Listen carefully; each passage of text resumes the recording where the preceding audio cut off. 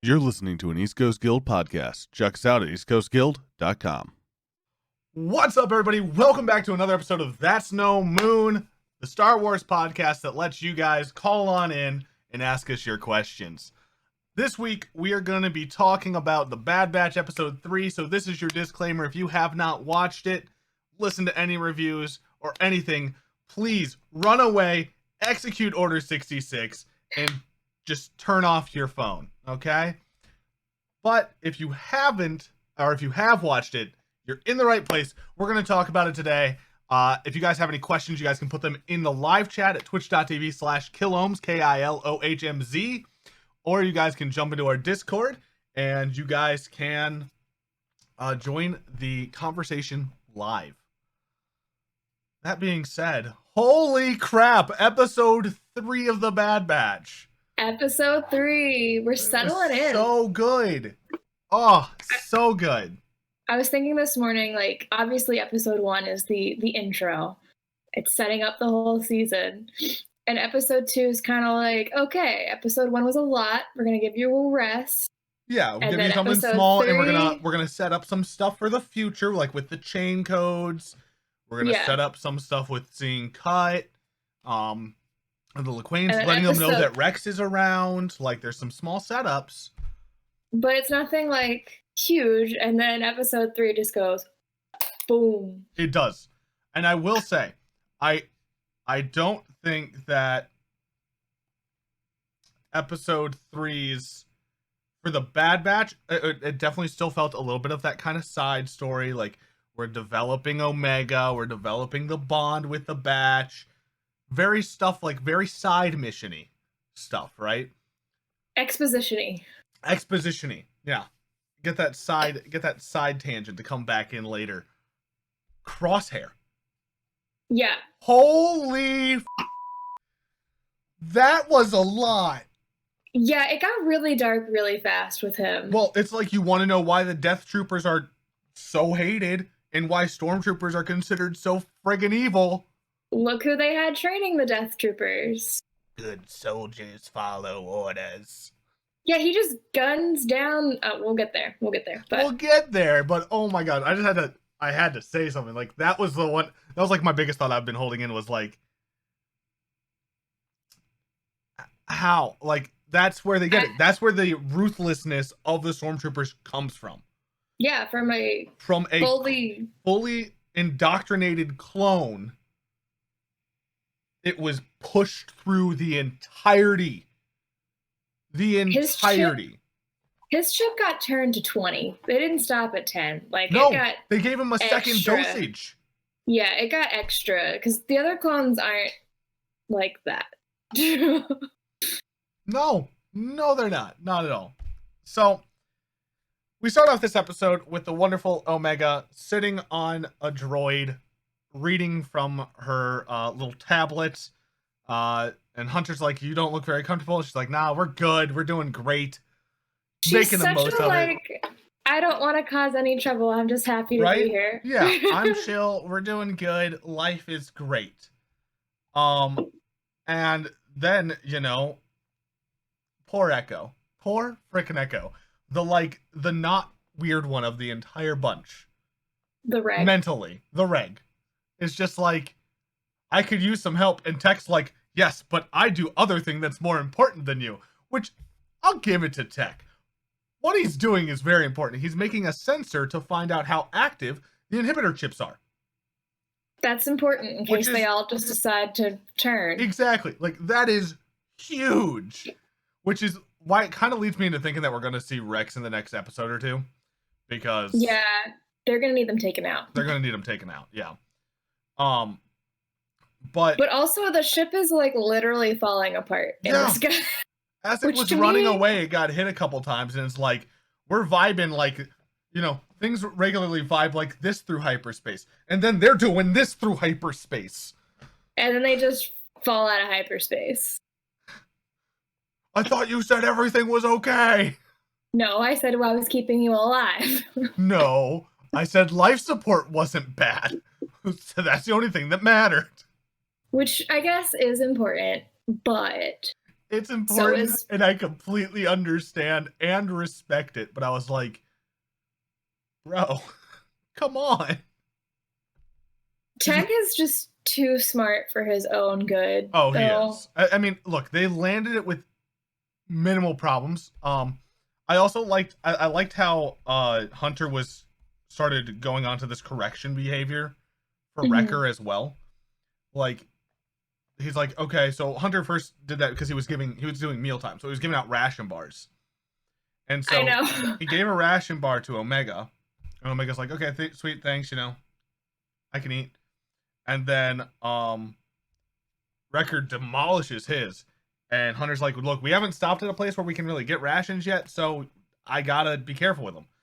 And so Omega, being the nice, sweet bean that she is, goes, well, you can have mine. And he's like, oh? And Hunter's like, bruh, that's a Don't kid. take food from the child. That's a kid. And he's like, no, I'm good.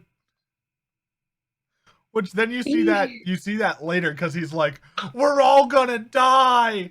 And he looks over and he sees Omega and he goes, I mean, we're all gonna be okay. Be okay. I love the dynamic between those two. Oh yeah. And it stinks because like now that we're doing a podcast on it, now that I'm like being over analytical of it all the time, something's gonna happen. And I'm just like, I don't know. I'm worried that they're getting too close and that something bad's gonna happen to Uncle Wrecker, which that's it. That's his new name. His new name is Uncle Wrecker. That's gonna be the name of this episode when I put it up on YouTube and on the podcast sites. This is Uncle Wrecker. Uncle Wrecker. I wasn't worried until his head started hurting. Yeah, when he smashed his head on something, and when I watched it the second time, I couldn't even see what he hit his head on. I don't know if he did hit his head, which is the problem. See, I thought he did because I thought I heard a sound with it. And maybe I need to go back. Maybe I need to go back and be like, did he hit his head? I mean, I think hopefully they just needed a reason to have him stay behind on the ship. That's what I'm hoping. Do what he did, but I'm really hoping it's not he knocked his inhibitor chip into play or something somehow. Yeah, that'd be bad. That'd be really bad. Yeah. Although, to the best of our knowledge, Omega's not a Jedi, so at least he's not going to go on like a murder rampage. Yes, but he might try to follow turn them in and follow orders. Yeah. So they don't even in the Wikipedia article about it, they don't even say anything about him hitting his head or anything, or his head hurting. Well, that's interesting. So they crash on a moon, one of our many desolate Star Wars moons that's inhabited with monsters that try to destroy them.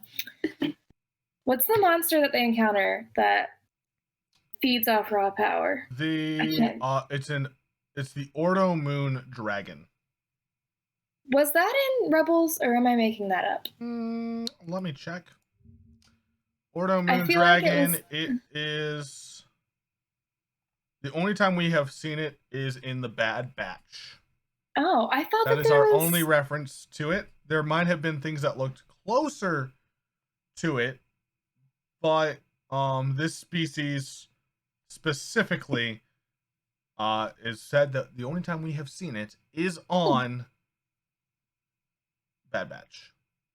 So when they crash on that planet, my first thought was, oh, are we just going to replay Mandalorian Season 2 and crash on a planet with some weird eggs? Right?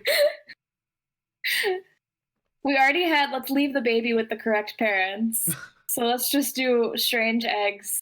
Let's just do this throughout the entire thing and see how it works out for us. So I'm really glad they didn't go that route. Same. I did think Instead, it was we got very interesting. Electricity dragon. Yeah, it lives off of eating electricity, which I thought was very interesting. So like it took the capacitor because it was full of electricity. Freshly charged. Yeah. So it was like, oh, I want that because it's full of what I like. Which was amazing. But while this is all going on, somebody was given their next job. Our wonderful boy that, undergoes a scan just a scan. I don't think it was just a scan. But undergoing a scan, AZ, a new AZ, because the other AZ died. They're all the same. AZ3 informs him that his stuff's optimum, and he's like, get out of my face. I don't care. He's not friendly. I mean, he wasn't really the friendliest of them to begin with. But he's really not friendly now. He's really not for it. And so he, did that. Basically pushed him off. Nala C, which is the one that did all the testing and created Omega, she was like, he's responding well to the procedure, and Tarkin says, well, it better stay that way. Which also means that at some point in time, it's not going to stay that way. Which will be interesting as well. Also, Tarkin at this point is now been promoted. Yeah, he's a governor at this point. He's Governor Tarkin. He's not Moff Tarkin yet. He's not Moff or Grand Moff, but he is a governor. So some time has passed. I've been trying to figure out like the timeline of where exactly we're at after Order 66. I think we're a couple weeks. Maybe a month. Empire moves fast. Like, I don't really understand how they did all this in such a short span of time. Well, do remember we got travel time that's also going on. So there's some bits of travel time that have happened, but I think we're only about a month, maybe two after Order 66. But just in general, because I've been reading like the Fall of the Empire era books, and I just finished up Rebel Rising, which is the Jyn Erso book. And like within weeks of them taking command, the chain codes were being enacted. Oh yeah. Like they were building the Death Star before things even happened with Palpatine ascending and whatnot. But it's just crazy how fast they moved. Oh yeah, they're going super quick through it all. Like it's just insanely fast how everything's actually going and moving. I don't know. We'll see what continues to happen because, like, this is also the fact of, like, they also made the elite squad super duper quickly because Vice Admiral Rampart is, like, trying to push towards conscripted soldiers. And he's like, if these conscripted soldiers, which is Project War Mantle. Which is mentioned in Rogue One when they're going through all those files of all the different secret Empire projects. So now we know what it is. Yep. So Project War Mantle is the project to basically say, hey, we're gonna recruit people and train them up. Super fun, easy. And then so he meets his new people, and this is like the first Death Trooper squad. At least kind of based off of their armor, they looked like the first. I think they're definitely the first Death Troopers. The they look like the first Death Troopers to me. Of the flamethrower later, and the armor that they use on their mission, they're Death Troopers. Yeah, it was mostly the armor for me that did it, and then I think what is going to end up deeming them the name of the Death Troopers is what happens on that first mission. Yep. Because, good soldiers follow orders. Yeah, this is where it started to get dark, though, because Rampart and Tarkin have the conversation where they're like, we should keep using the clones because they're programmed to be loyal. And one of them is like, well, you can't match the loyalty of people who willingly conscript themselves to fight for the Empire. And I was like, ew, I don't like that. That's true, though. If you think about it, like if you look at like Tarkin, or if you look at Tarkin, if you look at Thrawn, like these guys said they want to be a part of it. Now, note I can't say that because you haven't read it yet. This week, it is next on my list. Thrawn is next on my list. There we go. That's once that gets done, that'll make my life a little bit easier because I'm in treason right now. I'm reading all three in the next 6 weeks. So perfect. That's perfect for me then. It's literally sitting right here so that I can read it. Perfect. Once I finish what I'm reading right now. It's a good one. I'm excited for it. But like you look at how they act and stuff like that, and they are very like here for it. Like But not every enlisted soldier is like that, and we see that obviously a lot later in the Empire when we get to Luke and the original trilogy. But I think if they truly wanted loyal soldiers, though, they should have stuck with the clones. They would have had a lot less issues with. It would have made infiltrating the army very, very hard for the rebellion because obviously you would have had to be a clone. Mm-hmm. Well, but then I mean, that's like when we get to the plot problems, right? You know, like yeah. Obviously they couldn't have been clones because like then it screws up the canon of 4, 5, and 6, which is no, just like in a the pseudo whole problem. If I was the Empire, I would have kept the clones, though. It's like it would have costed more money, but why was that gonna be bad? You have the entire economy at your disposal, Palpatine. Like, you're not hurting for credits. You made your own money. Yeah. Well, I don't know if money's an illusion like it is in our world yet, you know, for them. I would assume it probably is close, but I can't even comprehend it. Like, we have enough currency issues just between countries. Can you imagine trading currency between planets? Well, that's why they use one thing. They use one type of credit. Like they use just Republic credits. If you were in the Republic, you just use credits. So it's like if one country took over the entire world, we would just use their currency throughout the entire world. There are subcurrencies. Say again? There are subcurrencies with, particularly at gambling halls. I know this because of the Jen Erso book I just read where she fakes some credits, but gambling planets have their own currency because they want people to stay at their casino. Well, it makes sense, and I'm sure that they have like worker currencies too, where it's like where it was like in Russia what is it, like right around the beginning of communism, where they would have like the work. I smacked a bag on my desk. Where they would have like you're working for this factory, but you only get paid by whatever the currency of the factory gives you, so it wasn't usable anywhere else. Yep. Because I think that was also used in mining communities here in America in the early day of the coal mining as well. Like everything was in the one town, and you could only use the money of that town. It's a great way to control people. It is. That is. If you put everything behind the door of you have to have XXX, X, Y, and Z. Stuff. Which just currency aside. Well, they should have stuck with clones. They should have stuck with clones, yeah. This is gonna be my never-ending argument. Should have stuck with clones and stomped out that silly rebellion when they had the chance. Exactly.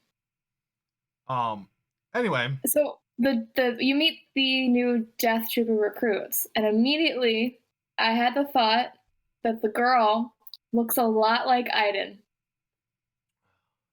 Iden Versio from Battlefront. Oh. And I'm not the only one with this idea. Well, because I immediately Googled it. And it couldn't be Iden herself, though. No. She's not. It would have to be like her mom. It's a little too early, but they look a lot alike. Yeah. And I feel like they had to have done that on purpose. Obviously, her family is very deep into the Empire. Yes, so. Yes. Her dad was an admiral. Yeah. Which is very interesting. So.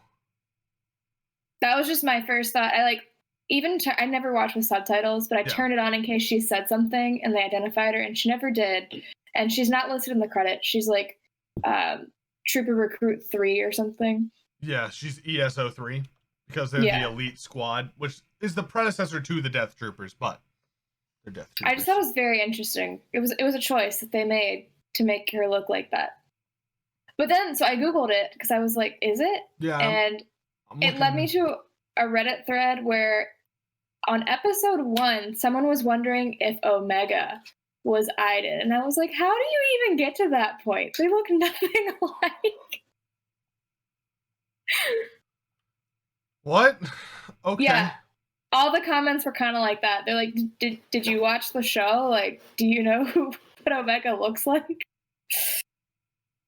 Yeah. They don't sound alike either. It made me laugh. It was very interesting though. Seeing that now, like I can kind of see it. It's similar. They're very similar. It's incredibly possible that could be her mom. So I don't think we know a lot about her mom. It's my headcanon now until proven otherwise. There you go. We do it.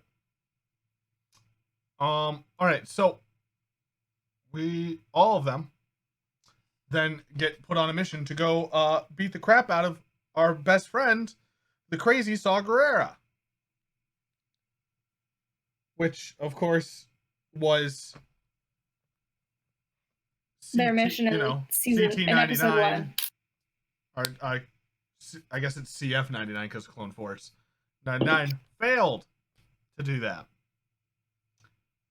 But they're a little too late because Saw's gone. He's always gone. Doesn't stay anywhere for long. Except for Kashyyyk. Nope. He stays on Kashyyyk for a bit.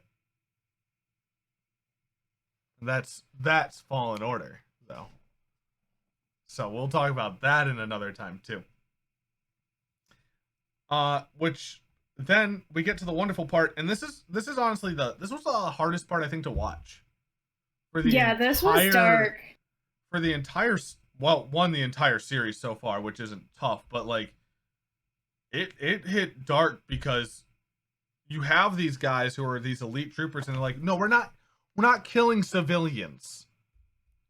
And you have Crosshair who's like, no, they have the seeds of rebellion in them. They are not useful to the Empire. They die. Yeah. And he's like, you want to know why they made me the leader? Because I'm brainwashed. I was like, because I'll get the mission done. And he kills the guy. Poor dude. And they kill everyone down to like the people who were just there because Saw was going to get them off the planet. Like, they had nothing to do with this. They didn't even know who Saw was, probably. Literally just Saw was on the planet. Saw said he would get them off the planet and away from this. And they died. And he was ESO1. So he was the first one. He was dead. He died. He got shot. Right in the chest. Which, watching this episode along with reading Rebel Rising and getting a lot of Saw history, because the first half of the book, Jin lives with Saw. It was very interesting to see the two line up because it ends up, like the book ends, we know by Rogue One that Jin hates Saw because of his radical tendencies and getting everyone killed. And she ultimately blames Saw for most of the Empire's problems because she was like, if he'll just stop poking them and prodding them, they won't feel the need to make a statement and a lot less people would have died. And this is one of the very, very early instances of that. This is way before an official rebellion is even. Well, and I wouldn't even necessarily say that it was Saw's... I wouldn't say that it was Saw's fault for this one. I think most of his demonstrations after this point, and especially what we see in Rebels, Jedi Fallen Order, and Rogue One, a lot of his operations at that point have literally just led to war on war on war. And problems on problems on problems. Out an assassination for really no good reason in Rebel Rising.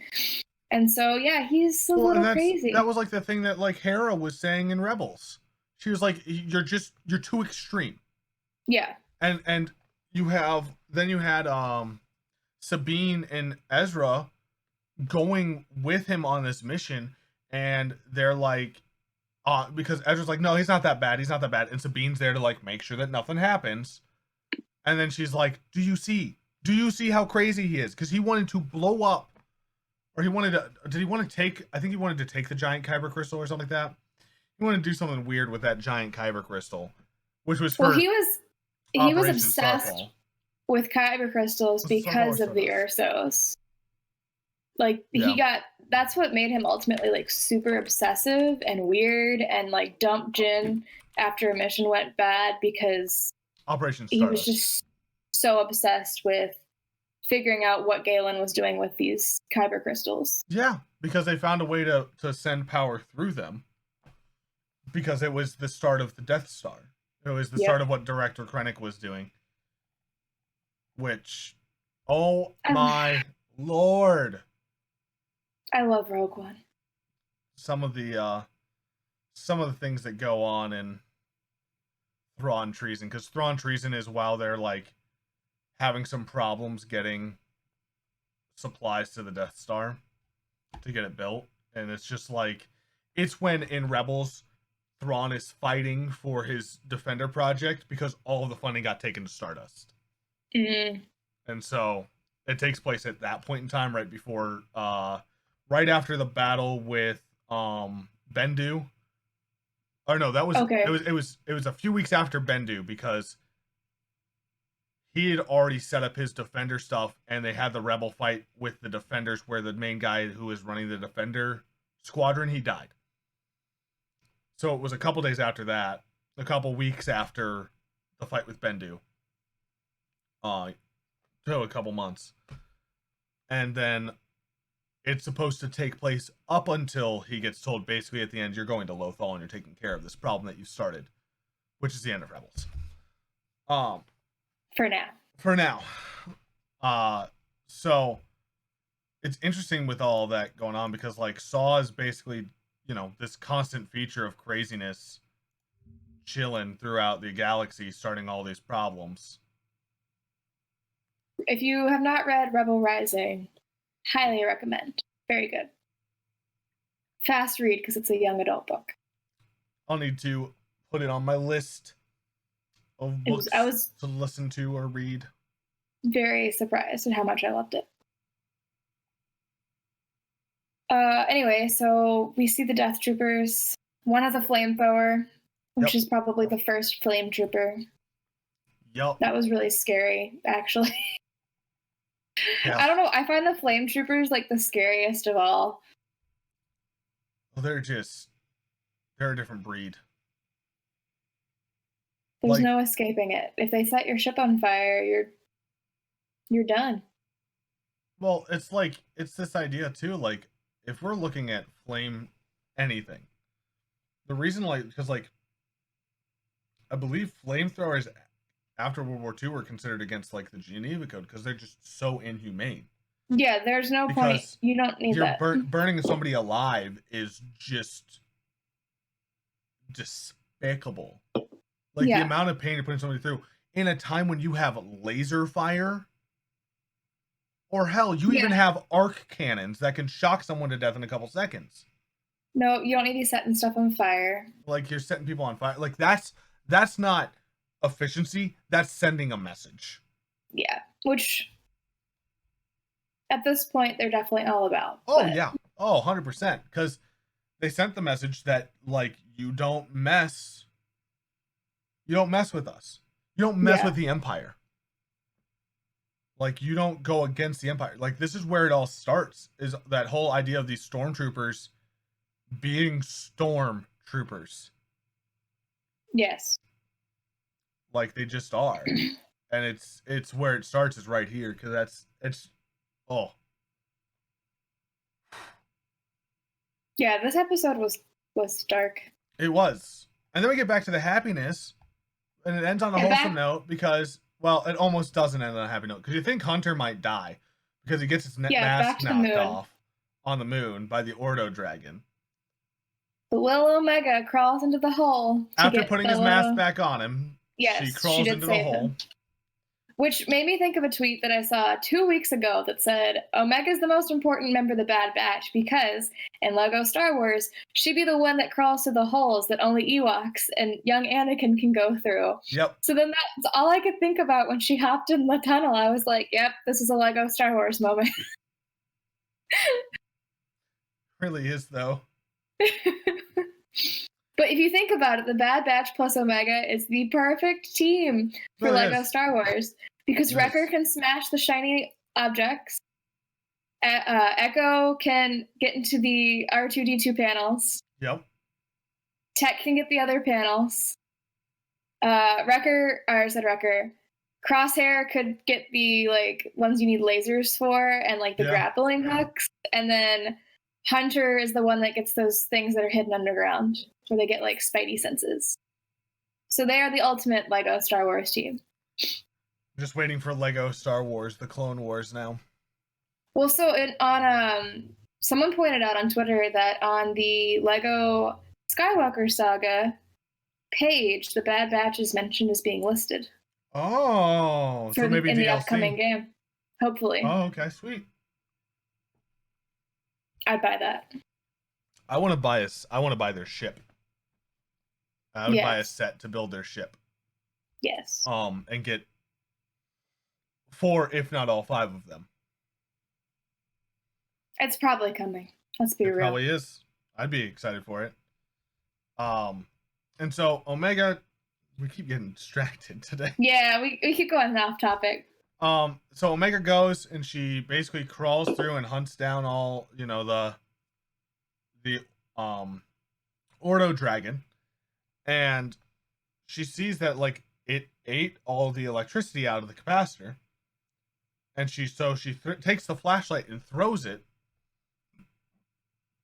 It starts chewing on the flashlight because it's not interested in hurting her. Just wants some power. It just wanted some power. So it's eating that. And you see the electricity go through its body, which was really cool. Really neat. Like one of those beautiful moments. One of those Star Wars beautiful moments. And then Omega picked up the thing. Hunter had woken up and was yelling for her at this time, and she ran back to him. Happy Omega story. Omega saves the day. She does. They come back. Then the Elite Squad comes back, so we're back to them. They come back. They say that the mission was a success. Lama Su and Nala Se are discussing the conscription program, and basically saying that this could force the clones to go obsolete. They need to stay essential, so they have to choose one of the Bad Batch to look at to return, because they're Kaminoan property, and they have to use one of them to be able to make these clones. Which my thing is, why can't you use Crosshair to do your testing? Understand either, unless they're really not talking about the Bad Batch, they're talking about Omega. That's the thing I would be thinking of. But my other thing is, like, I'm like, I don't know, because the other thing is, where are they going to get a source of this? Of the DNA, like of DNA. You can't clone a clone. That's not how it works. Yeah. So. Without degrading it even further, like degrading and it's the already DNA. They already can't use Jango's anymore. So. Yeah. And he's dead now, so he can't give. That's why they can't use Boba, because he's an unaltered clone, but he's still a clone. Yeah, because he didn't go through the speed up process. But they still can't clone him because it's not how cloning works. Nope.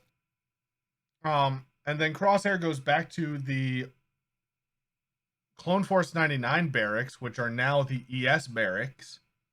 Yes, I didn't like that they gave them their barracks. Like, I didn't either, but I think that that's going to be a good push for Crosshair to, like, it's going to leave this little bit of doubt. That's going to make it easier for his inhibitor chip to get busted through. He does have, I think, a moment of reflection when he sits down in his bunk. He's like, this isn't right. But it's like a fleeting thought. He's like, what went wrong? Where did we go wrong? But then he's just like, good soldiers follow orders. You know, as they do. You got to always remember that you're good soldiers. They follow orders. Yes. Then we go back to our Bad Batch for the last little bit, which was my favorite part of the episode. This is where, it was wonderful, because they're getting ready to take off from the moon, and Wrecker's like, hey, Omega, I got something to show you. Cover your eyes. So she follows him, and they had a window room, basically like a little ship window room that he had been in earlier, and he had decked it out to be her bedroom. He even gave her his Tuca doll. Yes. And I was like, oh my gosh. Because she's like, I've never had my own room before. Precious baby. And Hunter's like, well, it's because you're part of the squad now. And it's very wholesome, and they all look angry, and she's like super happy because they just decided not to animate some slight smile on them before they ended the episode. And at that point, I was watching this on the treadmill at the gym yesterday morning and crying while I was walking. Oh yeah, so... I definitely had tears while I was sitting there doing my stuff. I was like, it's okay. It's okay. I promise it's gonna be fine. Such a wholesome ending. It really was. It was such a dark episode. Yes. It was the nice balance, and it definitely was showing the reflection of good and evil. Mm-hmm. Like, throughout the entire episode, you got this idea of, these are the good guys, these are the bad guys. And you could see that very clearly. Like, here, they're doing things that end in good. They're doing things that end in regret and sadness. Like...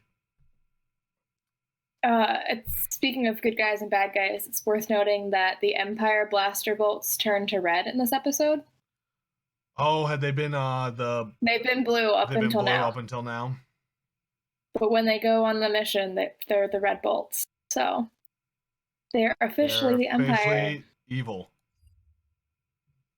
They're officially bad. Which I'm guessing they did to line up with the continuity of the original trilogy, but also there's going to be a good guys versus bad guys firefight later, I'm sure. And that's how we're going to tell them apart.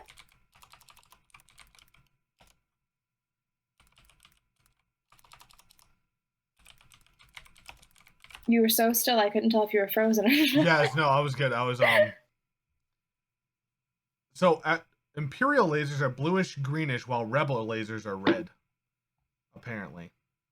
At least for the ships. So I was looking it up. I was thinking about it. I was like, I mean, yes, red usually means evil, but like the blaster bolt color apparently determines the quality of the gas used in it. So higher quality gives you a greener, where lower quality gives you red.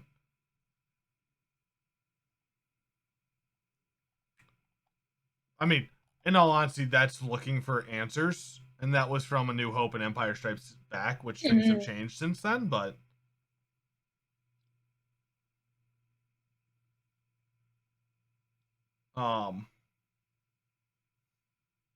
Which is very interesting. Yeah, this article of Easter egg says Imperial troopers now fire red bolts instead of blue, a distinction that's long been used to tell the armies apart. Yeah, which, I mean, they look through it and it's basically whatever the gas they're using to power them causes that change. Interesting. Very interesting. I hate that the episodes are 30 minutes because they're so short. They are. And I was like, I can't, because I binged all of Clone Wars because only season 7 hadn't come out yet. And so I'm so used to being like able to crank out 3 or 4 in a row. And now I gotta wait a whole week. Then they put out like all of season 7 pretty much. Oh no, they did it week by week. I didn't watch it until after it was all out. So yeah, I wasn't caught up until the week after the last episode came out. So yeah. I don't remember when. I mean, I watched for a while. I was just like, I'll watch 7 whenever I watch it. And I finally sat down and I was like, oh dang, because I was watching Rebels. That's what it was. I was like, I'm gonna finish Rebels before I go back and finish off this other one. I will say, I think Omega is the one thing that the entire fandom can agree upon. I've not seen anyone hating Omega at all. That's good. I haven't seen anything on the Bad Batch. Like, I don't know how I haven't seen anything, because usually my TikTok I see everything. Yeah, I haven't seen much on TikTok. I've seen nothing. Mostly Instagram. I follow some meme accounts who made some that's why quality memes about the show. That would be why. I don't use Instagram often. I don't like Instagram. But everyone seems to love Omega, so props to them. Pretty freaking wholesome and wonderful, so there is that. I will give them that. Also, I watched what's it called? The landscape thing. I did not watch it yet because I forgot. I watched it last night, and I guess the intention of it is to make be relaxing and like the Zenscapes that they did. I almost fell asleep watching it. Like, it was very soothing. Did they do any like talking or anything over that, or was it just? It's just like a very slow moving. Sometimes they pan in, sometimes they pan out. Sometimes it's a rotation of various worlds. Yeah. I was worried that it was all going to be original trilogy stuff because the first one was Hoth and the second one was Tatooine. But eventually we did see that swampy planet from Mando. Okay. So I was like, I appreciate that they put that in there because it's a really pretty planet. Yeah, which is also good. They did Mustafar, and for a hot second I was like, is this Mordor? Because it looks a lot like Mordor. Vader's castle in the background. It looks a lot Mustafar. Yeah. But it looks like Mordor. Okay. Oh, and the Eye of Sauron. Wait. I was like, I figured that's what you were saying, but then you were like, Vader's castle. I was like, wait. We're talking about like Mustafar, but it looks like Mordor. Looks like Mordor. Which I was disoriented for a second. I was like, well, and that makes sense canonically with episode 9. Yeah. Because they start on Mustafar. I will say Mustafar was the least exciting of that little series because most of them have like on Octo you have porgs flying by and there's like creatures to look at, and Mustafar is just like, here's some lava. Dead in lava in Vader's castle.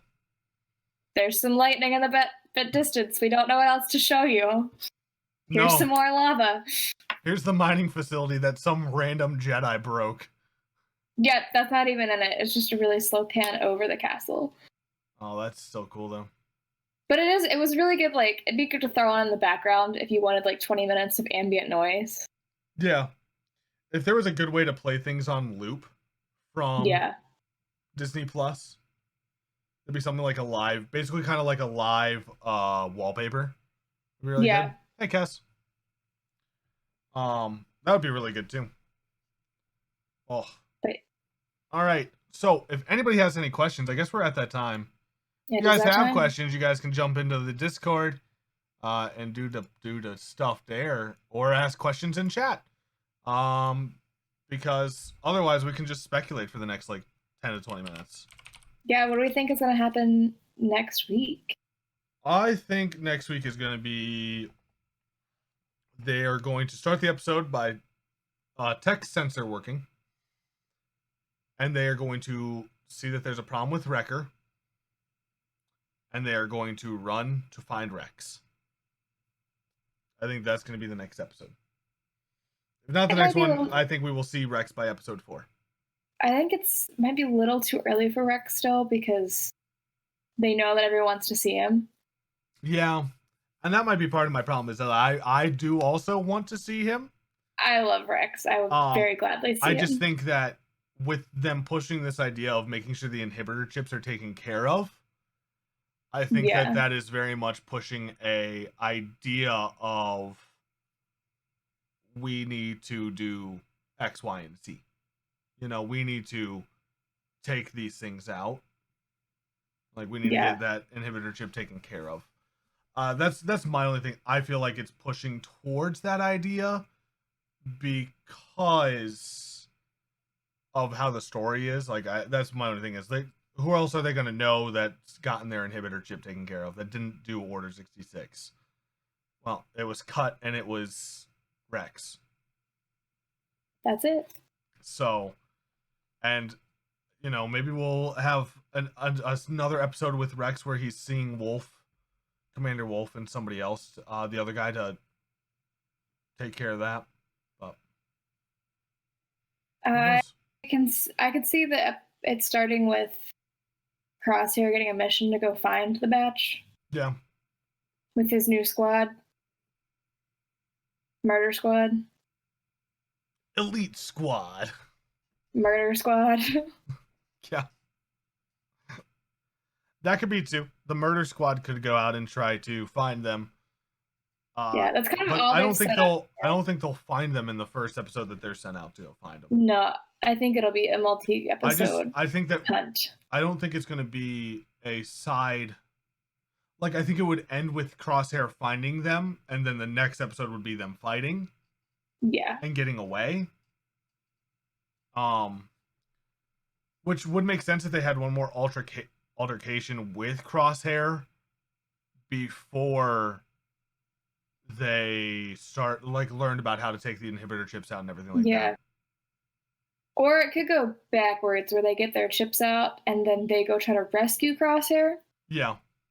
And then get captured by the Kaminoans who want them back. Yeah, because that's a subplot that has to happen too. Yep. I don't know. I know we got to get...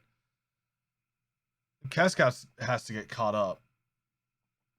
Because we haven't been able to watch... She hasn't been able to watch 2 or 3 yet. So... 30 minutes, so it'll be a quick catch up. Not too bad. We'll get her caught up. Other than that, though, like, I don't know. I think it's either... It could go either way. It's either going to go... Crosshair's going to be looking for them, or Rex is going to go looking... Or, you know, or they're going to go find Rex. Yeah. Because I think that Crosshair's going to have to go find them and not kill them. Because I think that's going to be the order, is that they're going to need them... Be like, you need to bring them back. One of them needs to be alive. Like, Omega has to be alive. Yeah. And so then I think Crosshair might... I don't know. Crosshair might have an issue holding to his programming when he has to kill them after it's been this long after he got the treatment. Yeah. And I think he'll falter and fail his first mission. There's still some good in him. Mm-hmm. There is. Not a lot of good, but there's some good left in him. Yeah. Which is like the theme of Star Wars. There's always a little bit of good left in them. Yep.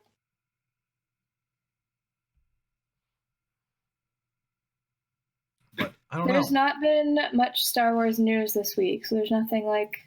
Those are not new. I mean, I'm going to check the Star Wars app. We got a new sneak peek at The Rising Storm. Okay. I haven't read it yet, but I saw it on Twitter. So it'll be... It's very soon that comes out. It's in June, right?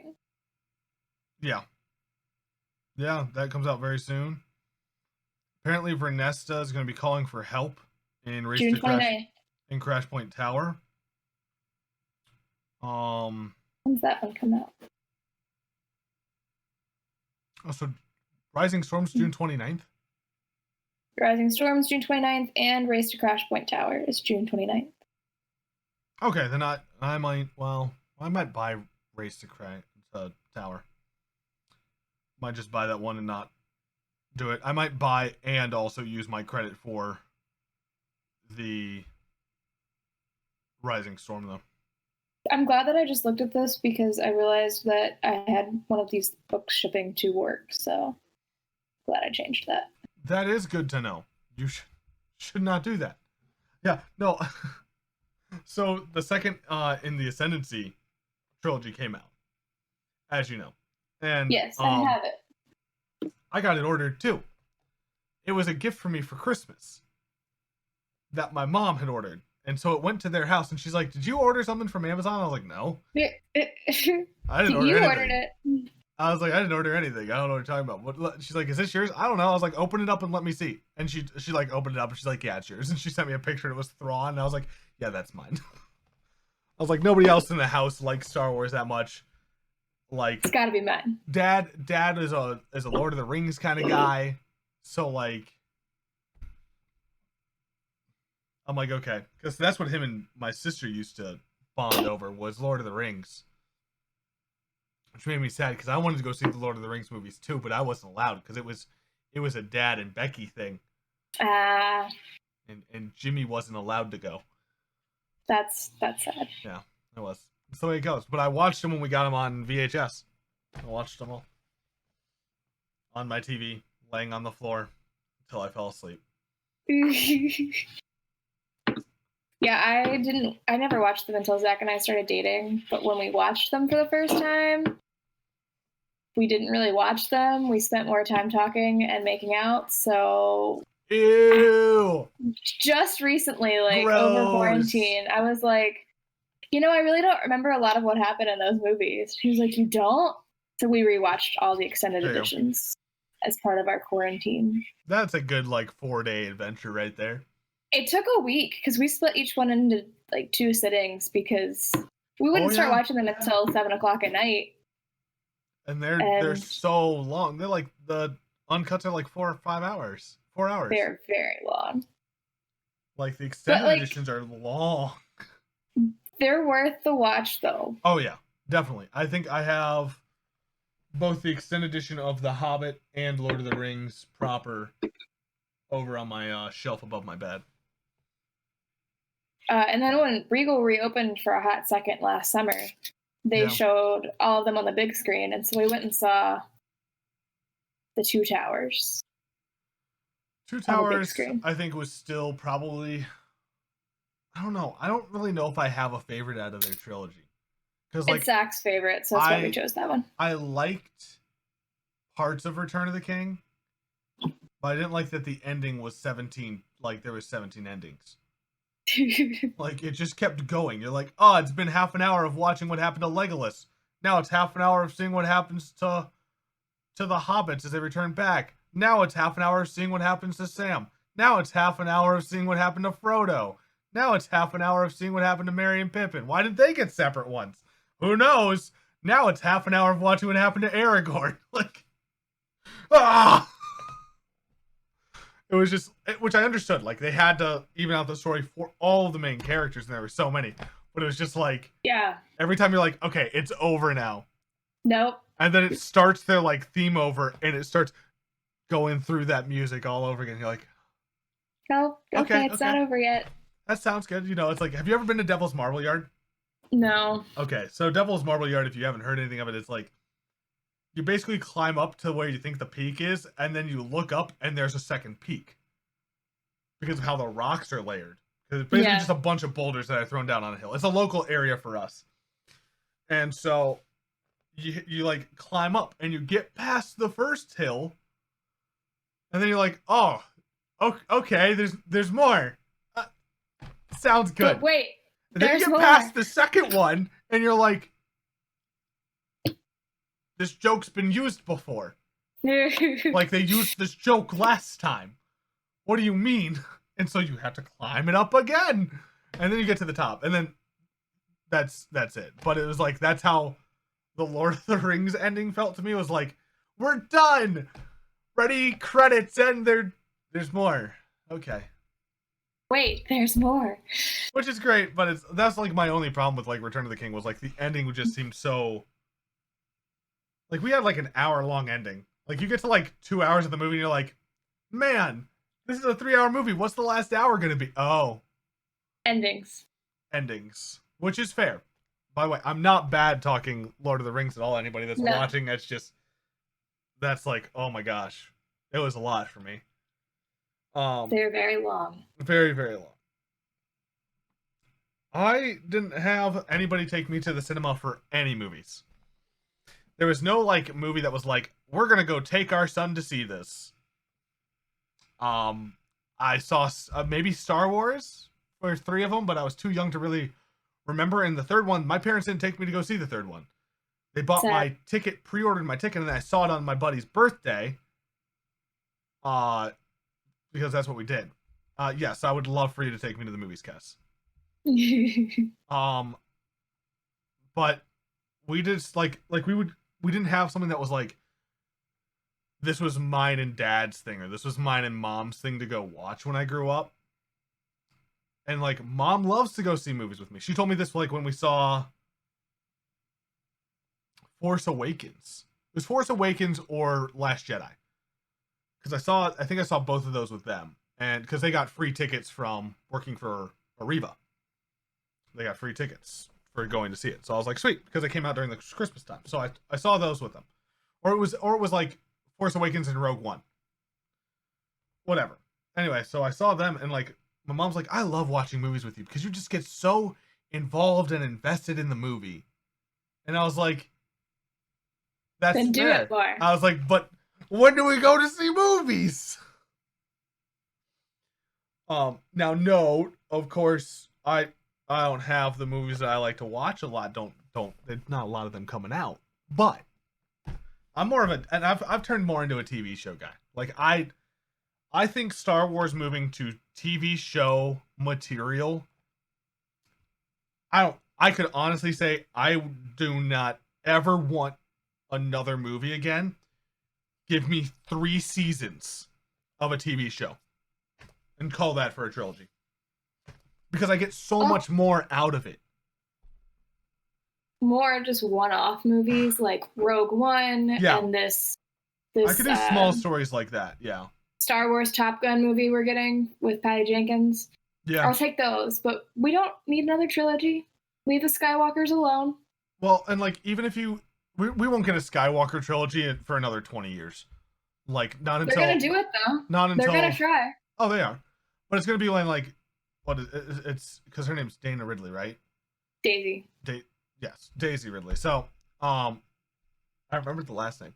So, when she's older, they'll probably do another trilogy because... Well, I saw a rumor this week that she's in negotiations to come back for a project. So I don't know what that project is, and they obviously don't know either because it's a rumor article. It's Resistance. Kidding. That would be so bad. I really hope not. No, they might do a Rey's like training academy, like a Rey's Academy like series. I don't know what it would be called. But they might do something. But they were supposed to leave the Skywalker saga pretty much alone. Like, they're not, if these rumors turn out to be anything, which usually by the time Star Wars rumors make it their way to these rumor websites, there's a grain of truth to them. I mean, yes. The rumors about Taika getting a movie started like a year before he actually got confirmed to be directing a movie. So talking to them about something. That much we know is true. She's talking to them about something. The other movie that I'm not going to complain about is whatever Taika Waititi gives us, because I trust the man. He's a genius. Give that man a Star Wars movie. I think I know too much about the lore surrounding all of the stuff. I won't care about any movie we get. Like, I'll throw it out there. Rise of Skywalker, for all of everybody's problems with it, I loved it. I thought it was wonderful.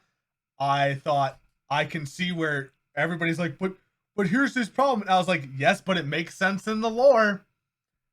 I was like, it's just a terrible movie. I have no issue with the lore. I didn't think it was that bad. I thought it was a little sporadic, but I didn't think it was that bad. It's just they were like, it's like time constraint. My biggest argument has always been the time constraint of the movies. Yeah, they bit off more than they could chew in that. And I feel like I can't blame the movie for that. Like, I'm always mad at Disney and Lucasfilms. Sure, but I'm not. The movie itself was good. Like, for what we got, I loved it. No, we could have had so much more though. And I keep saving my rant for what we could have had for whenever we have more time. Actually sit down and do it. Episode. Well, and I get what we could have had. I just think of like all the people who are like, no. I think what they could have done, which would have been way more interesting or way better, would have been following the heir to the Empire idea of Thrawn. But Thrawn had also gotten introduced in Rebels. Yeah. Which I think made it... Although he would have only been in his 60s. It still could have been really good. An heir to the Empire, like, adjustment to that would have been wonderful. And it would have been really good. But for what we got, I was like, it gave some legends. It appealed to legends. Fanboys. It appealed to the new people that were coming in. I was like, all in all, everything that it brought to the table, not that bad. In my opinion. My ever so humble opinion. So I was like, and I saw somebody, it was in the thumbnail, it was like, what was wrong with Star Wars? It's like, Emperor in 1 through 6. I never want to die in 7, 8, and 9. I want to die. And I was like, we didn't watch the same movie. He No, didn't he say he definitely wasn't did going not to want to die. die. He wasn't saying, he said he was going to take over her body and become the Sith Emperor through her. That man wasn't dying. Nah, he never wanted to die. What are you talking about? We did not see the same movie. I'm still not convinced he's dead now. Well, I think I'm pretty convinced that he's dead now. I'm kidding. Considering he just came back for no real reason in episode 9. Yeah. Yeah. I don't know why they chose to bring him back. It fit into the lore as to how he came back. Because it was dumb to bring him back. But I understood why he came back through the lore, because that was something that had happened with multiple different Sith Lords of old. Sith Lords of old just wouldn't die when you killed them. They would just not die. I just remember that the day that Rise of Skywalker came out, I saw the leaked crawl on Twitter, and I was like, there's no way that's the real crawl. And then it started, and I was like, oh shit, that was the real crawl. Where is this going? Please, no, run away. No, I think my biggest problem was that they also announced that the Emperor was back in a Fortnite event. Yeah, that's dumb. Canon. That's canon now.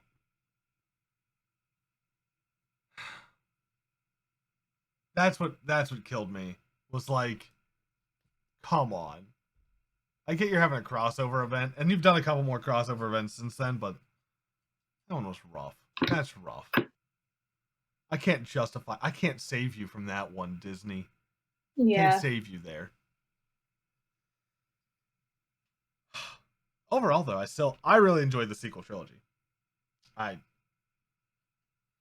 I'm sure as time goes on, my opinions will continue to develop and grow or change. Like I said, we need more content, like a Clone Wars-esque thing around the sequel trilogy to like help us. The biggest justification people have made is that the problem with the sequel trilogy is that we need that. Yeah. I mean, no one liked the prequels until we had Clone Wars, so... Yep. I did. It's about time. I did. That's the thing. I'm like sitting here, I'm like, I think there's only one movie that I just hate. There's only one movie that I hate, and it's episode 2. Attack of the Clones? Yeah, so that one's bad. the worst. It is so I always bad. rank it at the bottom of my list. Actually, no. The bottom is the Clone Wars animated movie.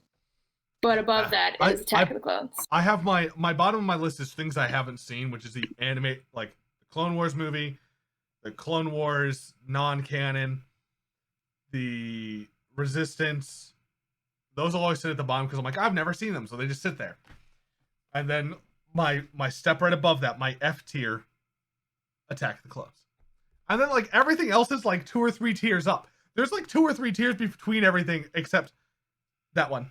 That one's the bad. Like, let me see if I can find my tier list. Because I had You need to watch the not Attack of the Clones, the Clone Wars movie. It's worth the watch just to, I mean, that was their introduction to Ahsoka. But it is not good. No.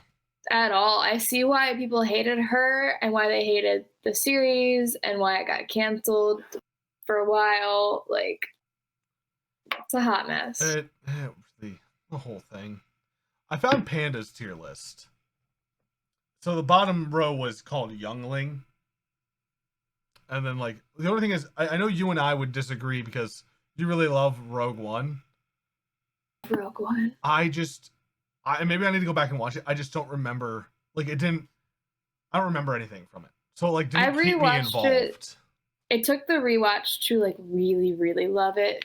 Yeah. But it's a genius. And see, I think that's also something that's another issue with the Star Wars. That I can see why people get upset. I shouldn't have to watch something 7 times for it to make sense. No, not 7 times. But I mean, like, and I know that's being, like, I'm using, of course, hyperbole with it. But I'm just saying, like, I shouldn't have to watch something multiple times to get the impact that it's trying to bring in. that impact should be there. Like, the only memorable part of Rogue One for me was Vader's fight at the end. Oh, see, I did appreciate Rogue One when I first saw it. Like, it made me cry in the theater. I thought it was all right. I just wasn't like head over heels for it. I wasn't. But oh yeah. So on the bottom of my Youngling tier, actually, it was Resistance, the Clone Wars animated movie, because I didn't see either one of those, and Episode 2. And then that's probably fair. And then the Padawan tier had Episode 1 because of the acting was just so terrible, and Rogue One because it wasn't memorable to me. And see, I don't have anything in Solo. Solo has no impression in my brain. I saw Solo. I loved it. I loved Solo so much. And I was like, everybody's like, I hated it. And like, it got too political and all this stuff. I was like, this is beautiful. I hate when people say Star Wars is too political. Do you not realize that that's the point. Literally called Star Wars? Like, that's the point. Okay.